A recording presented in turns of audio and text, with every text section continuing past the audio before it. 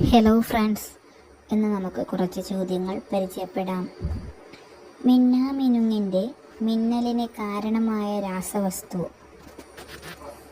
Luciferin. പറക്കുന്ന സസ്തനി ഏത്? വവ്വാൽ. സൂര്യനെ വലം വയ്ക്കുന്ന ആകാശഗോളങ്ങളാണ് ഗ്രഹങ്ങൾ. ബഹിരാകാശത്ത് എത്തിയ ആദ്യത്തെ വനിത വാലന്റീന തെരഷ്കോവ.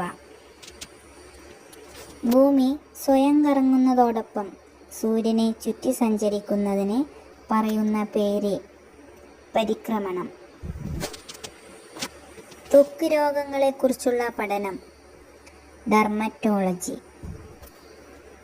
പാറ്റ ഗുളികയുടെ രാസനാമം നാഫ്തലിൻ.